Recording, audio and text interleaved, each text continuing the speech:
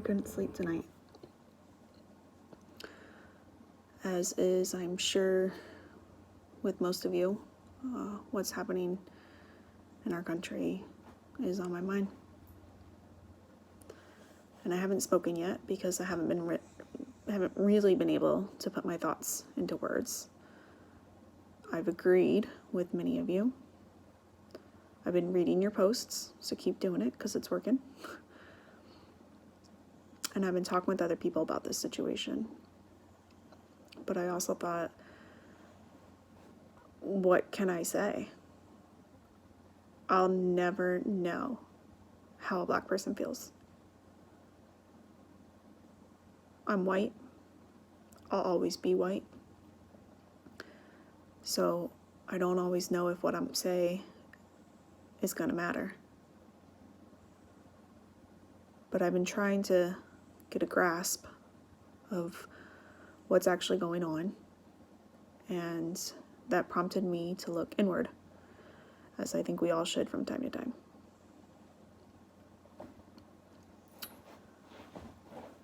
My parents raised us to have an open mindset.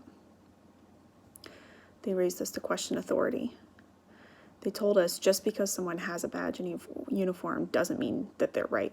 It doesn't mean that what they're doing is the right thing, and that we should question that. We should ask them why. Just because they say they're in charge and that they have power doesn't mean that they are in charge or have power. Or maybe they shouldn't be in charge or have power, and that we needed to question them.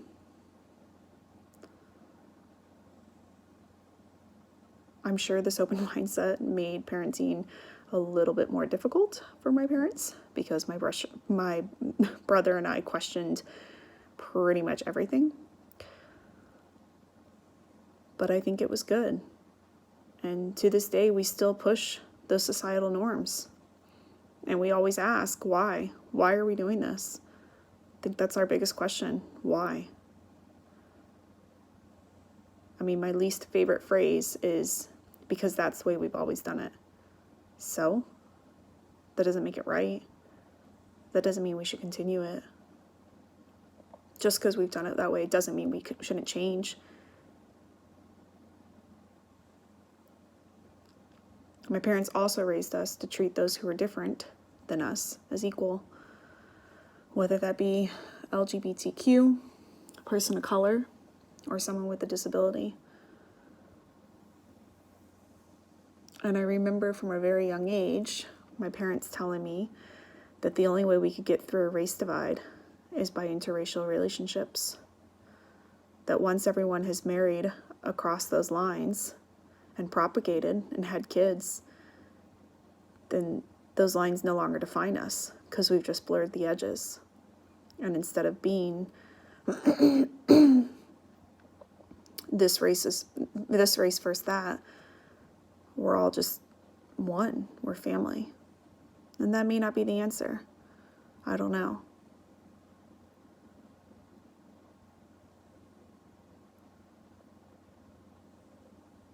But I'm sure it helps. It always helps whenever you can cross that line, even at the friendship, to get a better understanding of what's going on the other side, to gain perspective. They say traveling is one of the best ways to do that because you're exposed to other cultures and other people. You're inspired to think differently. You're challenged to understand what they might be going through. I feel like that has to stand for something. So because of all this, growing up, I did not think I was racist. I did not think of myself as one of those people that caused hate. I even hated the word racist. It sounds dirty and sinful and just wrong. And then I went to college, a state school, and one of my teachers called me racist in class. And I remember being so angry. What do you mean I'm racist? Don't you know how I was raised? Don't you know I've done my best? treating everyone equally. I'm not at fault here. You are. And I thought to myself, she needs to change her mind. Racism doesn't exist. The civil rights movement is over. They won, didn't they? Why are they still crying? Why are they complaining? Look how my white privilege is showing. It turns out I was in for a big surprise. And as a history major, I got hit in the face with my white Anglo-Saxon privilege semester after semester after semester until I realized exactly what that teacher meant. I can't say I'm not racist.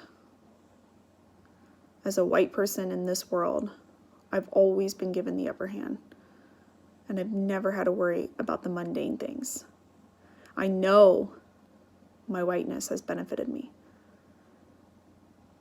But on the other side of this, I know that those same societal norms that gave me my white privilege also instilled in me racist qualities that I may never shake. It's not that I try to be racist. The mere thought consumes me often enough that I have check-ins with my black friends to ensure that I'm not, to ensure that I'm treating them equally, to ensure that I'm listening. But some of that behavior, unfortunately, has been learned for so long that it's going to take a while to shake it.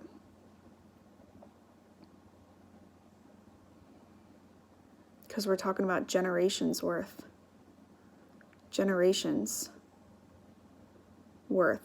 of this learned behavior.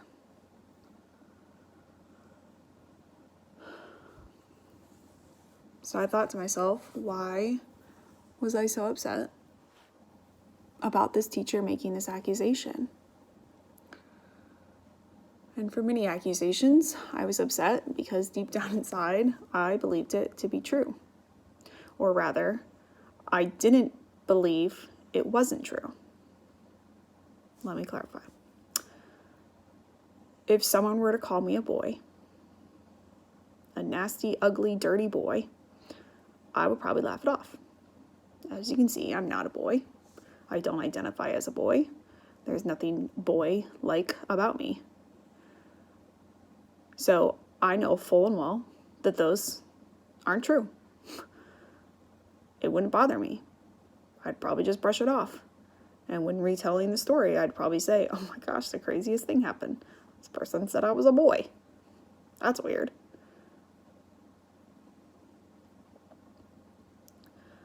But if someone were to get in my face and tell me that I was fat, and I was so fat I was ugly,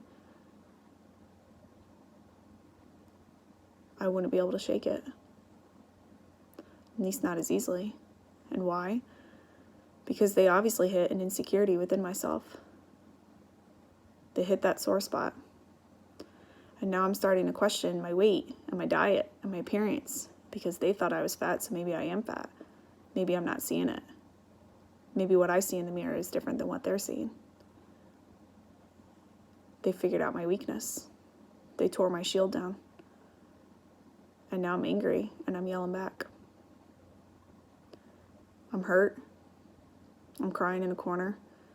And this one thought about me being ugly and fat has consumed me for days. So much so that I have to go to everybody around me and ask, do they think it's true? Do they think it's true? Do they think it's true?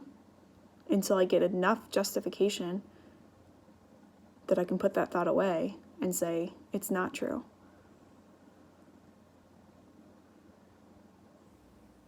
But that thought never goes away completely. It just lives inside me, hiding, until someone else rips away that shield again. My teacher hit that sore spot inside of me. And I find that I usually have that sore spot because I believe a part of it to be true.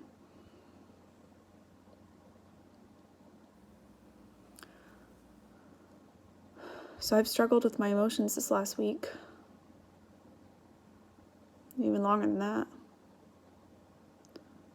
I was angry and sad and frustrated.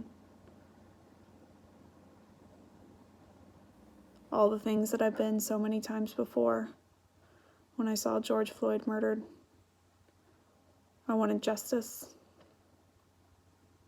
My heart broke for his mother, his daughter, his friends. I've experienced losses in my life, but never one as unjustified as this. And I couldn't even imagine. I've felt guilty. Guilty as a white person. Guilty for being alive. Guilty for not having enough to worry about something like this. Guilty for not doing enough.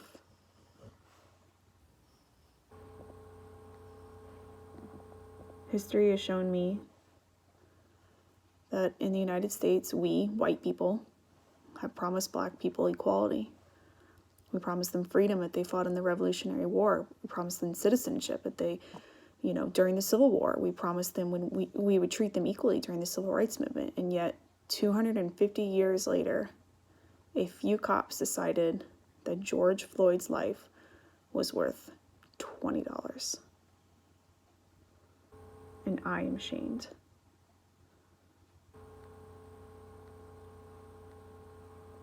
I am ashamed that we, as white people, have let it get to this point, because this is our fault.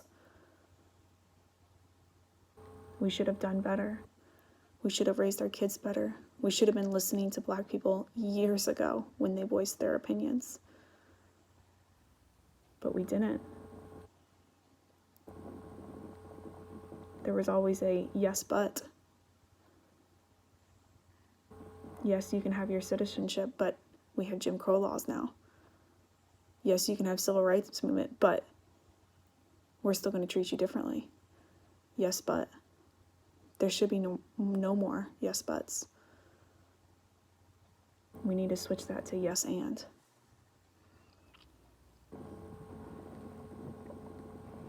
Black people, I am sorry. I am listening now. And I am fully and 100% on your side. I have nothing more that I can say except what can I do? What can I do for you? How can I help?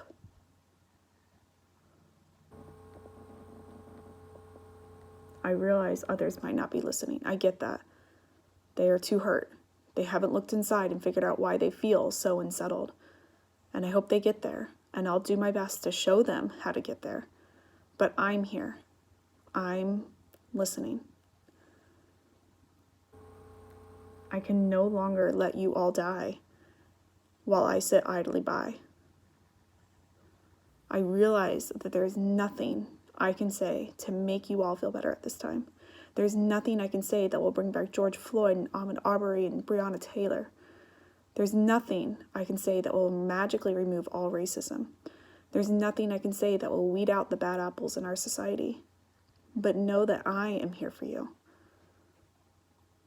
I am on your side. I am on your side. And I will be here for you until the end of my life. Because I don't want to raise my kids to go through the same cycle and do the same things my ancestors have done before us. Because it's not working. It's not working. I want to be the change, and I want to make a change.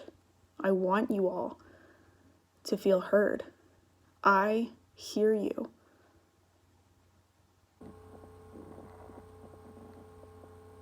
I hear you.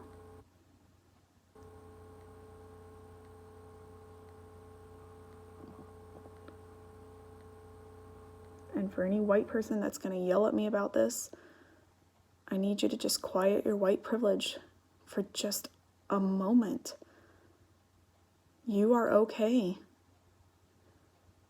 You will be okay, white people. You will get through this. How do I know? Because you've gotten through it so many times before. But black people may not get through this. They need this time. They need our help. So I'm asking you to just put your stubbornness away. Put away the ego. put away the pride, and just open your heart for just a second and just listen. You don't need to yell.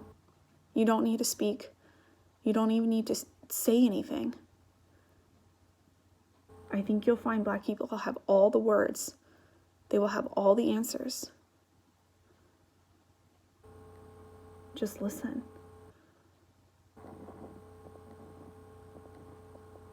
Just listen.